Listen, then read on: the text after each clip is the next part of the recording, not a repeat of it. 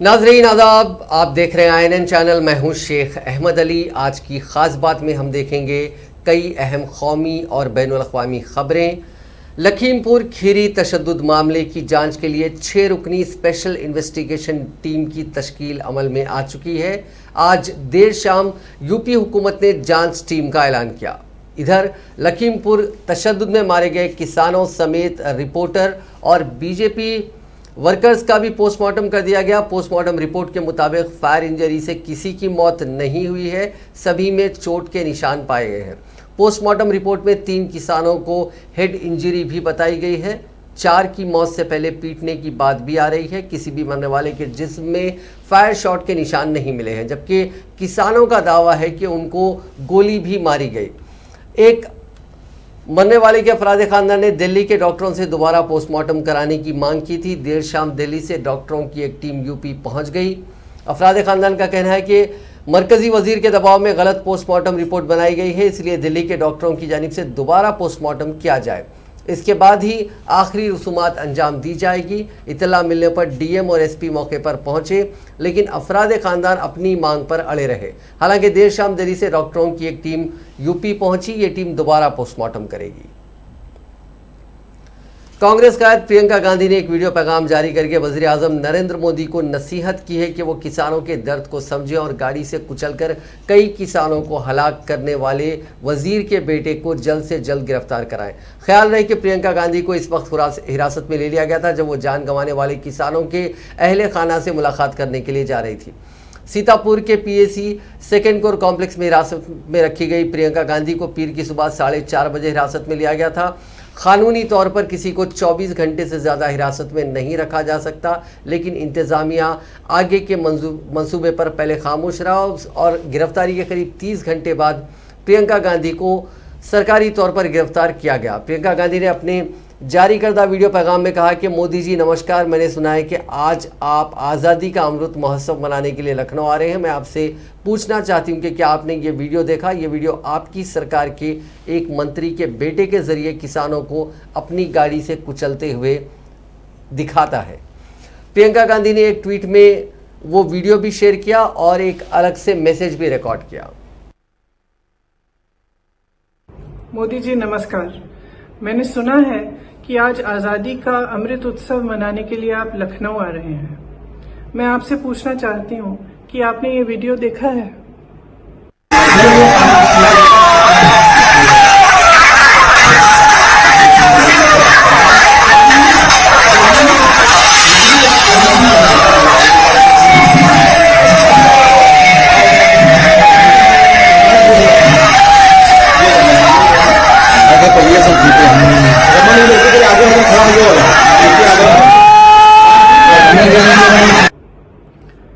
ये वीडियो आपके सरकार के एक मंत्री के बेटे को किसानों को अपनी गाड़ी के नीचे कुचलते हुए दिखाता है।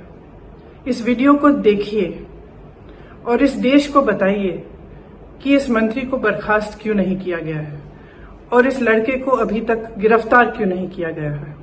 मेरे जैसे विपक्ष के नेताओं को तो आपने हिरासत में बगैर किसी ऑर्डर, बगैर एफआईआर के रखा है। मैं जानना चाहती हूँ कि ये आदमी आजाद क्यों है। आज जब आप आजादी के अमृत उत्सव की महफिल में मंच पर बैठे रहेंगे मोदी जी, तो आप याद करिए कि आजादी हमें किसानों ने दिलवाई।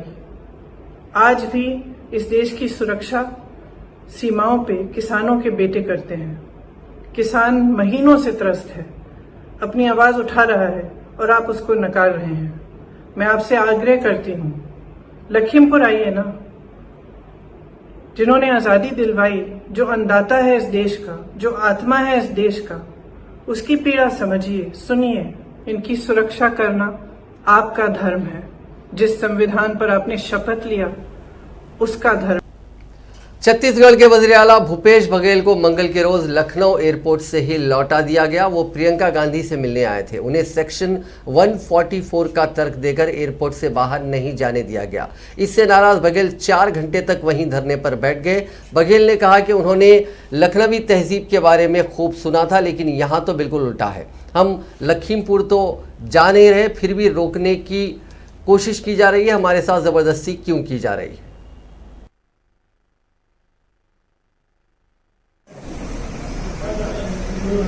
और सीतापुर में लगा 144 सारे लखीमपुर में, हम लखीमपुर तो जान ही रहे हैं, रोकने का औचित्य क्या है?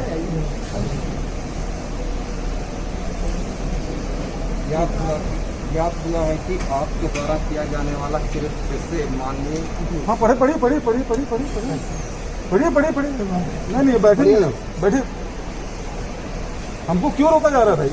हम कहीं नहीं जा रहे हैं, हम पीसीसी जाएंगे, हम कोई लखीमपुर तो जा नहीं रहे हैं, फिर रोकने का औचित्य क्या? ना नहीं जाएंगे, बताइए पहले। जबरदस्ती मेरे साथ कर रहे हो तो फिर मुझे जाने दीजिए। मैं आपके लखीमपुर नहीं जा रहा हूं, मैं आपके लखीमपुर नहीं जा रहा हूं। 144 सारा वहां लगी हुई, लखनऊ में नहीं, लखनऊ में। हाँ लखनऊ सब जगह लगा है, लखनऊ में। सर मुझे रोक के बैठे हैं, वो क्या करेंगे तो उनसे पूछा जाना चाहिए वो क्या चाहते हैं। नहीं, क्या प्रियंका जी की तरह मुझे भी होगा? गिरफ्तार करेंगे, या मुझे लखीमपुर तो जाना नहीं देना चाहते, सीतापुर जाने देंगे कि नहीं जाने देंगे? मैं बार बार रिक्वेस्ट कर रहा हूं कि मुझे सीतापुर जाने दिया जाए, मैं अपने नेताओं से मिलना चाहता हूं। धन्यवाद सर। अगला सवाल लेता हूं, भरत सेठी हैं के न्यूज से, लखनऊ के वहीं बाहर है, एयरपोर्ट के बाहर, वहां से वो सवाल कर रहे हैं। जी भरत। सर सबसे पहले कि 2 घंटे से ज्यादा आपको हो चुका है लखनऊ एयरपोर्ट के अंदर जमीन पे बैठे हुए, एक मुख्यमंत्री है सर आप, उसके बाद आपके साथ ऐसा व्यवहार उत्तर प्रदेश सरकार कर रही है, और साथ ही साथ प्रियंका गांधी को 30 घंटे से ज्यादा उन्होंने यूपी गवर्नमेंट ने सीतापुर में बंद करके रखा। क्या लगता है यूपी सरकार, क्या योगी सरकार घबरा चुकी है कांग्रेस से सर? बिल्कुल सही कहा आप, ये किसानों से घबराए हुए हैं, आंदोलन से घबराए हुए हैं, और इस कारण से दमन करने में किसी स्तर पर उतर जाएंगे। और इस प्रकार की घटनाएं आपने देखा किस प्रकार से ये दिल्ली के जो किसान आंदोलन कर रहे हैं उसे दबाने की कोशिश कर रहे हैं, और किस प्रकार से उत्तर प्रदेश में जो घटनाएं घटी है उस पे ये लोग, चाहे वो गोरखपुर की घटना हो, चाहे वो हाथरस की घटना हो और लखीमपुर की घटना, इसको दबाने की कोशिश कर रहे हैं, और दबाने के किसी स्तर पे जा रहे हैं। जो लगातार इस प्रकार से कार्रवाई कर रहे हैं वो इनके खिलाफ जा रहा है। मैं समझता हूं कि योगी आदित्यनाथ जी बहुत डरे हुए हैं, तभी इस प्रकार के काम कर रहे हैं, अन्यथा घटना घटी है और उसमें वो जाने देते, मिलने देते, उसमें कोई तकलीफ नहीं होनी चाहिए था, लेकिन उनको तो गिरफ्तार नहीं कर रहे हैं, जो आरोपी हैं, जो अपराधी हैं। कांग्रेस के साबिक सदर राहुल गांधी ने लखीमपुर वाक़े पर कहा कि अगर किसी खातून को एफआईआर के बगैर हिरासत में रखा जाता है और एक वजीर का बेटा सत्याग्रहियों को अपनी गाड़ी से कुचलता है तो यकीनी तौर पर मुल्क का आइन खतरे में है। मंगल को जारी एक बयान में राहुल गांधी ने कहा कि हुकूमत मुसलसिल गलत इकदाम उठा रही है और हर कदम के साथ मुल्क का आइन खतरे में आ रहा है। उन्होंने कहा कि अगर किसी वजीर का बेटा किसानों को अपनी गाड़ी के नीचे कुचलता है तो मुल्क का आइन खतरे में है। अगर वीडियो मंजर आम पर आने के बाद भी उसे हिरासत में नहीं लिया गया तो मुल्क का आइन खतरे में है। उन्होंने कांग्रेस की जनरल सेक्रेटरी प्रियंका गांधी की नज़रबंदी को आइन के लिए खतरा करार देते हुए कहा कि अगर किसी खातून लीडर को 30 घंटे तक एफआईआर के बगैर हिरासत में लिया जाए तो मुल्क का आइन वाकई खतरे में है। अगर किसी को भी मुतासरीन के अहले खाना से मिलने की इजाज़त नहीं है तो मुल्क का आइन खतरे में है। अगर ये वीडियो किसी को तकलीफ नहीं पहुंचाती है तो इंसानियत भी खतरे में है। इससे कबल राहुल गांधी ने प्रियंका गांधी को हिरासत में लिए जाने पर सख्त एतराज़ जाहिर करते हुए कहा कि वो सच्ची कांग्रेसी हैं और इन हथकंडों से डरने वाली नहीं है। पंजाब के वज़ीर आला चरणजीत सिंह चन्नी ने मरकजी वज़ीर दाखिला अमित शाह से मुलाकात की। ये मुलाकात अमित शाह के रिहाइशगाह पर हुई। मीटिंग के बाद बाहर आकर सीएम चन्नी ने कहा कि मैंने अमित शाह से पंजाब के बॉर्डर सील करने के लिए कहा ताकि पाकिस्तान से नशा और हथियार ना आए। मैंने उनसे करतारपुर कॉरिडोर को जल्द खोलने की भी मांग की। अमित शाह ने भरोसा दिलाया कि वो जल्द इस पर फैसला करेंगे। इसके अलावा उनसे किसी भी तरह के ज़रई क़वानीन को वापस लेने के लिए कहा। इसके अलावा उन्होंने कहा कि उत्तर प्रदेश के लखीमपुर खीरी में किसानों के कत्लेआम और पंजाब के कायदीन की गिरफ्तारी बर्दाश्त करने के काबिल नहीं है। नवजोत सिंह सिद्धू की पंजाब कांग्रेस सदर के ओहदे से छुट्टी हो सकती है। उन्होंने एक हफ्ता पहले ही इस्तीफा दे दिया था जिसे कांग्रेस हाईकमान मंजूर कर सकती है। इसके लिए सीएम चरणजीत चन्नी को दिल्ली बुलाया गया। उनके साथ एमपी रवनीत बिट्टू और कुलजीत नगारा को भी बुलाया गया। सिद्धू का इस्तीफा मंजूर करने के बाद बिट्टू या नगारा में से किसी एक को पंजाब कांग्रेस का सदर बनाया जा सकता है। कांग्रेस के जराये के मुताबिक सिद्धू के जिद्दी रवैये से नाराज कांग्रेस हाईकमान ये फैसला ले सकता है। तीनों की सोनिया गांधी से मुलाकात हो सकती है, हालांकि सरकारी तौर पर इस मीटिंग के बाद ही इसकी तस्दीक हो सकेगी। अब बात महंगाई की। हिंदुस्तानी तेल कंपनियों ने आज फिर पेट्रोल और डीजल की कीमतों में इजाफा किया है। सरकारी तेल कंपनियों ने आज दिल्ली में डीजल के दाम में 30 और पेट्रोल के दाम में 25 पैसे फी लीटर के इजाफे का ऐलान किया। वैसे ही मुल्क के दीगर शहरों में भी पेट्रोल और डीजल के दामों में इजाफा हुआ है। इसके बाद दिल्ली में पेट्रोल 102 रुपये 70 पैसे फी लीटर और डीजल 91 रुपये 13 पैसे फी लीटर पर पहुंच गया है। इस महीने यह चौथी बार पेट्रोल डीजल के दाम बढ़े हैं। मुल्क के 26 रियासतों में पेट्रोल 100 रुपये फी लीटर के पार निकल गया है। ओपेक यानी ओपीईसी के अराकीन मुल्कों की कल एक मीटिंग हुई थी। इसमें जो तवक्को के खिलाफ उसका नतीजा आया था। उम्मीद थी कि जिस तरह से कच्चे तेल की मांग बढ़ रही है उसी तरह से इसका प्रोडक्शन भी बढ़ेगा, लेकिन ओपेक ने प्रोडक्शन में रोज़ सिर्फ 4 लाख बैरल की ही बढ़ोतरी का फैसला किया। इस वजह से इंटरनेशनल मार्केट में कच्चे तेल की कीमतें करीब 2.5% बढ़ गई हैं। कारोबार के ख़त्म होने के मौके पर ब्रेंट क्रूड $81 फी बैरल के पार चला गया। जानकारों के मुताबिक कच्चे तेल यानी क्रूड ऑयल $90 तक जा सकता है। IIFL सिक्योरिटीज़ के vice president commodities and currency Anuj Gupta कहते हैं कि कच्चे तेल की मांग बढ़ने की वजह से आने वाले दिनों में ये $80 तक जा सकता है। इससे पेट्रोल डीजल की कीमत में 2 से 3 रुपये तक की बढ़ोतरी हो सकती है। फेसबुक, इंस्टाग्राम और व्हाट्सएप प्लेटफॉर्म करीब 6 घंटे तक पूरी दुनिया में बंद रहे, जिसके चलते अरबों यूजर्स को दिक्कतों का सामना करना पड़ा। ये मसला पीर की रात करीब 9:15 बजे शुरू हुआ था। इसके बाद लोगों ने फौरी ट्विटर पर रद्देमल देना शुरू कर दिया। इस आउटेज का असर अमरीकी बाजार में फेसबुक के शेयरों पर भी देखा गया और कंपनी के शेयर 6% तक गिर गए। बता दें कि दुनिया भर में फेसबुक के 2.85 अरब मंथली एक्टिव यूजर्स हैं, वहीं व्हाट्सएप के 2 अरब और इंस्टाग्राम के 1 अरब 1.38 बिलियन यूजर्स हैं। फेसबुक की सर्विसेज के अलावा इंस्टाग्राम, व्हाट्सएप, अमरीकी टेलीकॉम कंपनी जैसे वेरिजॉन, AT&T और टी मोबाइल की सर्विसेज भी घंटों तक ठप रही। फेसबुक के डाउन होने से इसके को फाउंडर और CEO मार्क जुकरबर्ग की उन्हें ज़ाती तौर पर भारी नुकसान हुआ। उनकी नेटवर्थ में कुछ ही घंटों में $7 अरब यानी 52,212 करोड़ रुपए की गिरावट आ गई और वो अरबपतियों की लिस्ट में एक पायदान नीचे फिसल गए। ब्लूमबर्ग बिलियनर इंडेक्स के मुताबिक इसकी वजह से जुकरबर्ग का नेटवर्थ घटकर $122 अरब रह गया और वो बिल गेट्स के नीचे 5वें मकाम पर पहुंच गए। पहले वो इस लिस्ट में 4थे मकाम पर थे। इस साल 13 दिसंबर से अब तक उनकी नेटवर्थ में $19 अरब की गिरावट आ चुकी है। इस बीच अमरीकी शेयर बाजार में फेसबुक के शेयर्स में जोरदार बिकवाली शुरू हो गई और एक दिन में शेयर की कीमत में 5% तक की गिरावट आ गई।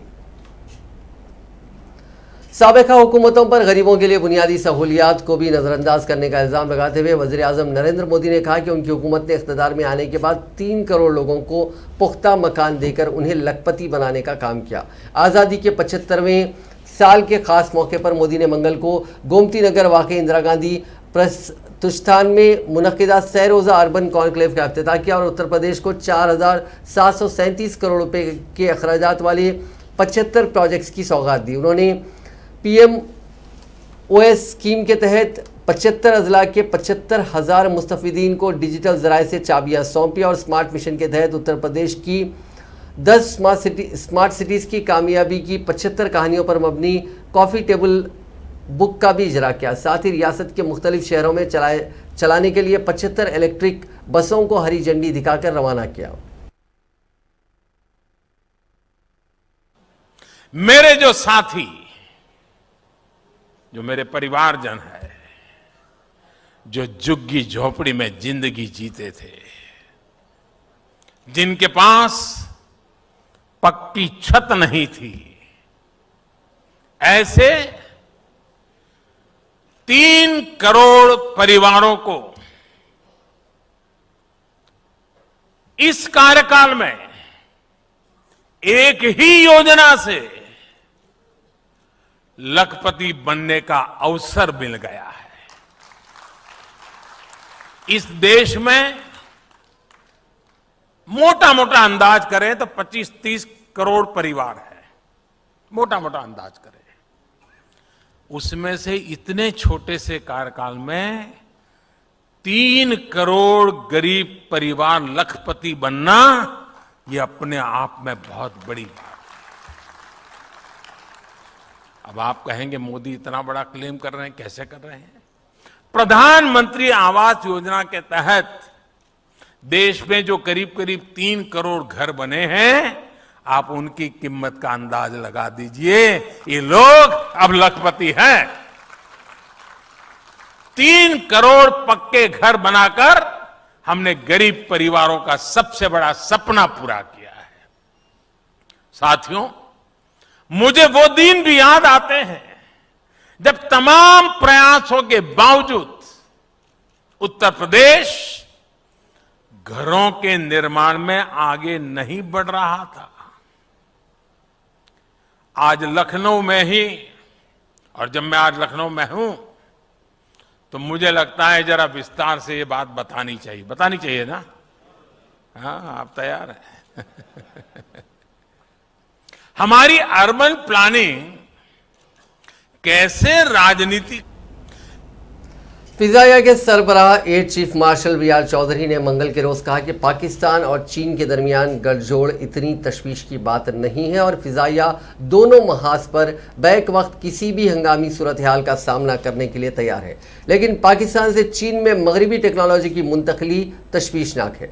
एयर चीफ मार्शल ने कहा कि चीनी फिजाइया अब भी लाइन ऑफ एक्चुअल कंट्रोल के करीब अपने इलाके में 3 फिजाई अड्डों पर तैनात है, लेकिन ये और दीगर बुनियादी ढांचों की तैयारी से हिंदुस्तानी फिजाइया कोई असर इस पर नहीं पड़ेगा। उन्होंने वाजे किया कि आइंदा दहाई के अख्ताम तक फिजाइया में जंगी तैयारों के स्क्वाड्रन की तादाद मंजूर शुदा 42 के बजाय 35 तक पहुंच जाएगी। पाकिस्तान और चीन की अफवाज के दरमियान बढ़ते हुए ताल्लुकात के बारे में पूछे जाने पर एयर चीफ मार्शल चौधरी ने फिजाइया के 89वें यौम तासीस से कबल सालाना प्रेस कॉन्फ्रेंस में कहा कि कुछ ममालिक की अफवाज एक दूसरे के साथ ताउन करती है और उनके अफसरान भी बातचीत करते हैं, एक दूसरे से मिलते हैं और बात करते हैं। डरने की कोई बात नहीं है, लेकिन मगरबी टेक्नोलॉजी की पाकिस्तान से चीन में मुंतकली तशवीशनाक है।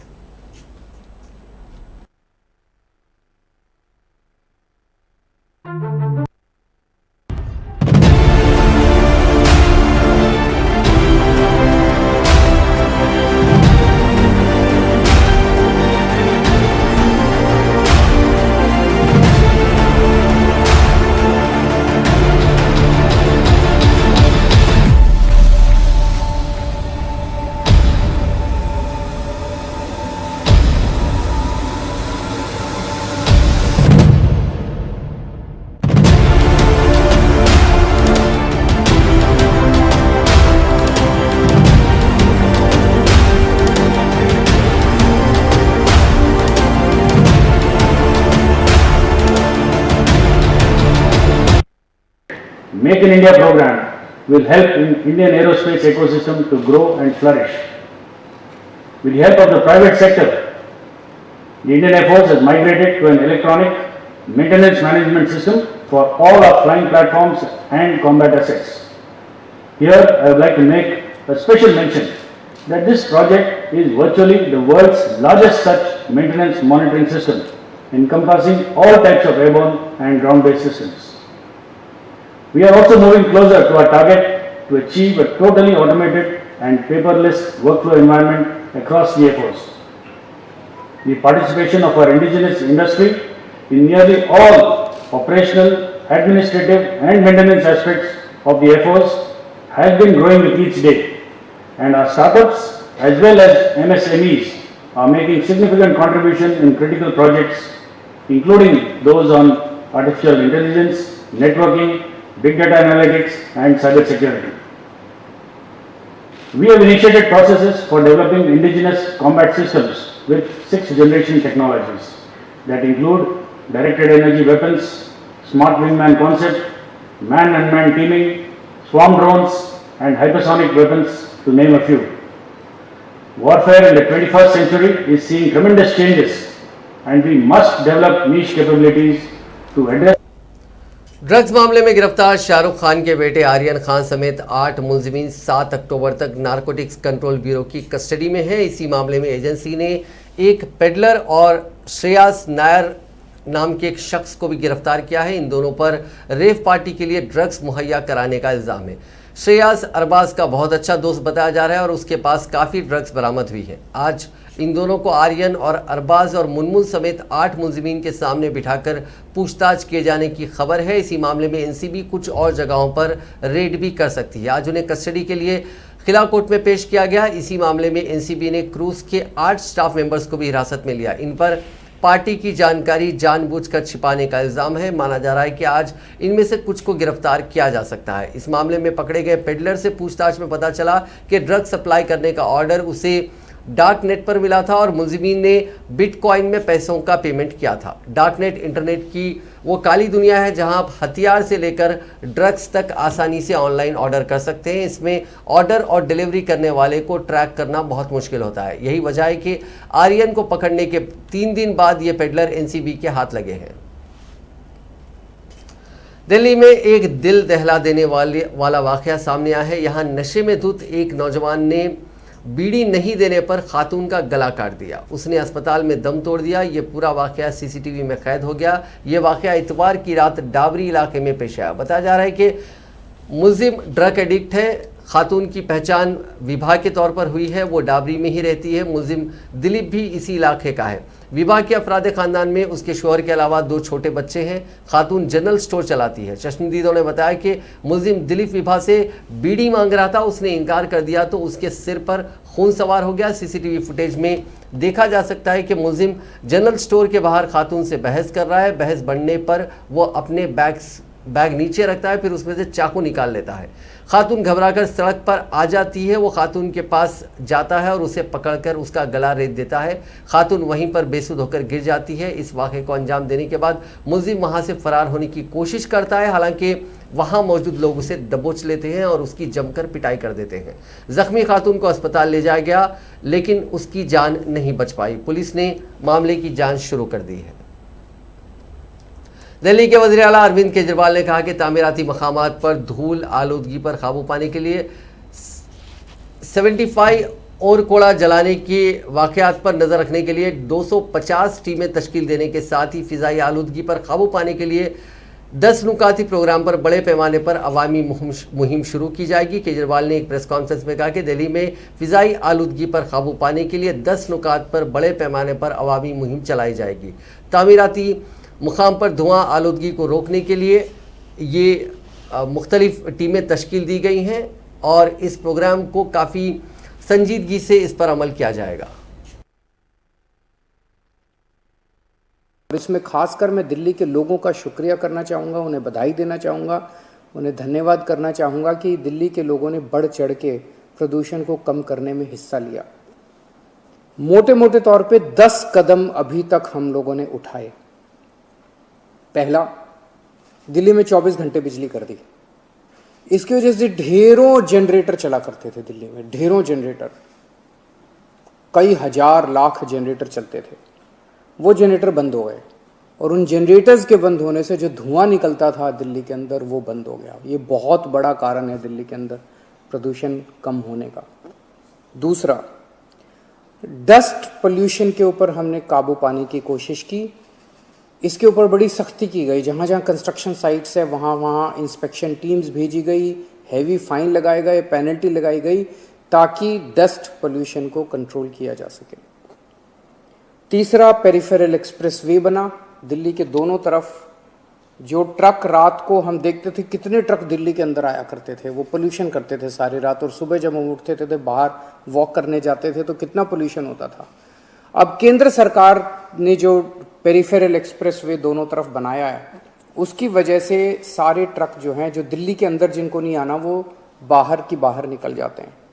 चौथा, 2 थर्मल पावर प्लांट थे दिल्ली में, जिन कोयले से बिजली बनाने वाले, जिनकी वजह से हवा के अंदर छोटे छोटे कोयले के कण चले जाते थे। वो आपकी सेहत के लिए बड़े ख़राब होते थे। वो दोनों थर्मल पावर प्लांट बंद कर दिए गए। आज दिल्ली पूरे देश का अकेला ऐसा राज्य है जहां के अंदर कोई थर्मल पावर प्लांट नहीं है। पांचवा, उद्योगों, दिल्ली के अंदर जो इंडस्ट्री है वो पहले जो फ्यूल इस्तेमाल करती थी, वो फ्यूल जो है वो बड़ा पोल्यूशन करता था।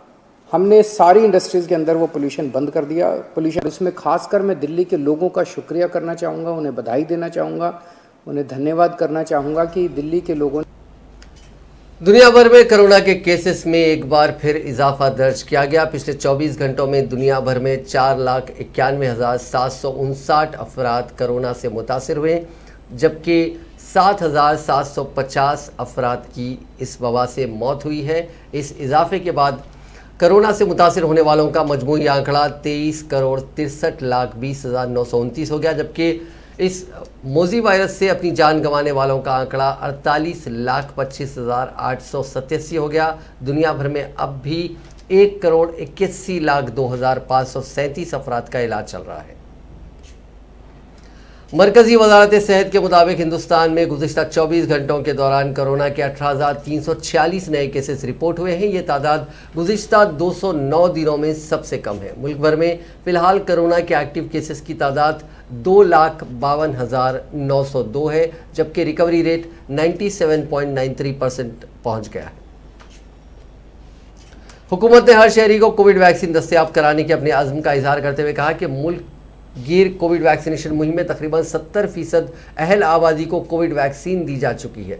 मरकजी वजारत सेहत और ख़ानदानी बहबूद ने मंगल को बताया कि मुल्क में 91 करोड़ 54 लाख से ज़्यादा वैक्सीन लगाई जा चुकी हैं। इस दौरान मरकजी वजारत सेहत ने कहा कि हुकूमत कोविड वैक्सीन हर शहरी को फराहम करने के लिए पुरअज़्म है। उसने कल शुमाल मशरिक़ के दूर दराज इलाकों में ड्रोन के ज़रिए कोविड वैक्सीन की फराहमी शुरू की है। अब बात अफ़गानिस्तान की। अफ़गानिस्तान एक और बड़े ख़तरे की तरफ बढ़ा है। अफ़गानिस्तान में तालिबान की हुक्मरानी में बच्चों की हालत बहुत ख़राब हो गई है। अफ़गानिस्तान में बच्चे भुखमरी का शिकार हो रहे हैं। यहाँ बच्चे भुखमरी की वजह से मर रहे हैं। तालिबान के इख्तिदार में आने के बाद बच्चे काफ़ी बुरी हालत में। एक अंदाजे के मुताबिक अगर यही हालात बने रहे तो अफ़गानिस्तान में इस साल के ख़त्म तक 10 लाख बच्चों को माल न्यूट्रिशन का सामना करना पड़ सकता है। अफ़गानिस्तान की 17 रियासतें ऐसी हैं जहां लोग भुखमरी का शिकार हैं, और अगर हम पिछले 6 महीनों की बात करें तो इन 6 महीनों में 17 लोगों की सिर्फ खाना नहीं मिलने की वजह से, यानी भुखमरी की वजह से मौत हुई है। यूनाइटेड नेशंस ने भी इन हालात के बारे में इंतबाह दिया था और दुनिया के सभी ममालिक से एक अपील की थी कि अफ़गानिस्तान को इन हालात में मज़ीद फंसने से बचाया जाए।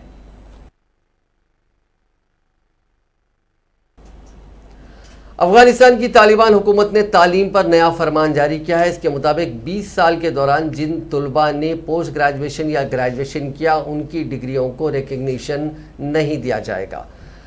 तालिबान के वज़ीर तालीम अब्दुल बाकी हक्कानी ने कहा कि अशरफ गनी या हामिद करज़ाई हुकूमत के दौरान जिन तलबा ने हायर एजुकेशन में डिग्रियां हासिल की थी उन्हें कोई रिकग्निशन नहीं दिया जाएगा। इसकी वजह यह है कि उन हुकूमतों के दौरान तालीम के शोबे में मजहबी तालीम को तवज्जो नहीं दी गई थी। Afghan news agency Tolo news के मुताबिक हक्कानी ने काबुल यूनिवर्सिटी में प्रोफेसर्स के साथ मीटिंग की। इस दौरान वज़ीर ने कहा कि 2000 से 2020 के दौरान ग्रेजुएट और पोस्ट ग्रेजुएट की डिग्री किसी काम की नहीं है। इन 20 सालों में डिग्रियां लेने वालों के लिए हुकूमत के पास कोई काम नहीं है। उन्होंने कहा कि अब ऐसे टीचर्स भर्ती करने चाहिए जो तुलबा और आने वाले पीढ़ियों को मुल्क के तहत अवेयर करें ताकि मुस्तकबिल में उनकी सलाहियतों को मुल्क के फ़ायदे के लिए इस्तेमाल किया जा सके। मजहबी तालीम को ज़्यादा तवज्जो दी जानी चाहिए। नाजरीन, आज की खास बात में बस इतना ही। आपसे कल मुलाकात होगी नई खबरों के साथ, नए एनालिसिस के साथ। फिलहाल दीजिए इजाज़त। खुदा हाफिज़।